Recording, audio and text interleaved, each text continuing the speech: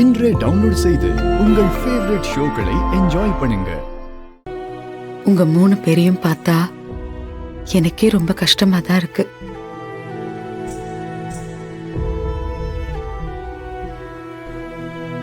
இந்த வயசுல பட்ட கஷ்டம் எல்லாம் பத்தாதுன்னு இன்னமும் போலீஸ் ஸ்டேஷன், கோர்ட்டுன்னு போக கூடாத இடத்துக்கெல்லாம் போயிட்டு வரீங்க. ஆனா இதெல்லாம் இப்படியே இருந்துராது. சீக்கிரமே இது எல்லாத்துக்கும் ஒரு முடிவு வரும். எதை நினைச்சும் பயப்படாதீங்க. வலிமா, எங்களுக்கு ஒரு பயமும் இல்ல. தப்பு செய்யாத நாங்க எதுக்கு ஃபீல் பண்ணணும்?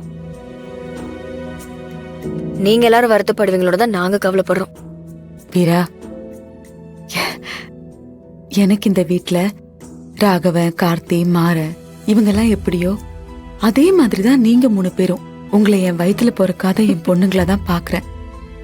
இது வரைக்கும் நீங்க என்கிட்ட எதுவுமே மறைச்சதில்ல. ஒருத்தர் சொல்ல தயங்கினாலும் இன்னொருத்தர் அதை வந்து கண்டிப்பா என்கிட்ட சொல்லிடுவீங்க. அப்படிதான் நான் நம்பிக்கிட்டு இருக்கேன். வீரா, இப்ப நடந்துகிட்டு இருக்க இந்த பிரச்சனையெல்லாம் தானா நடக்கிற மாதிரி எனக்கு தோணல. இதுல ஏதோ ஒரு மர்மம் இருக்கிற மாதிரியே என் மனசு சொல்லிக்கிட்டு இருக்கு.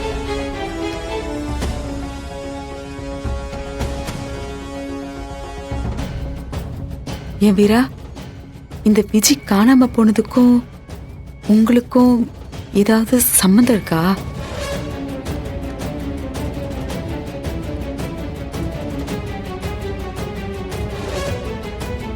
சொல்லு வீரா.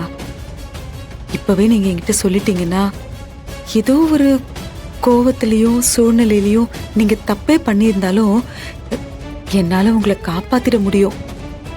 இங்க பாரு, என் உயிரே போனாலும் சரி இந்த விஷயத்த நான் யார்கிட்டயும் சொல்ல மாட்டேன். நீங்க என்ன நம்பி தைரியமா சொல்லலாம்.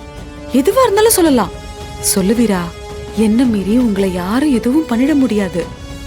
அம்மா, அந்த விஜய கட்டி போட்டு வலிமா, அவளை கட்டி போட்டு அடிச்சு டார்ச்சர் பண்ணணும்னு எங்களுக்கும் தோணுச்சு.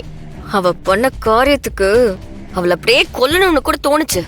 ஆனா அவளை நாங்க கொலை பண்ணல. இது சத்தியம்.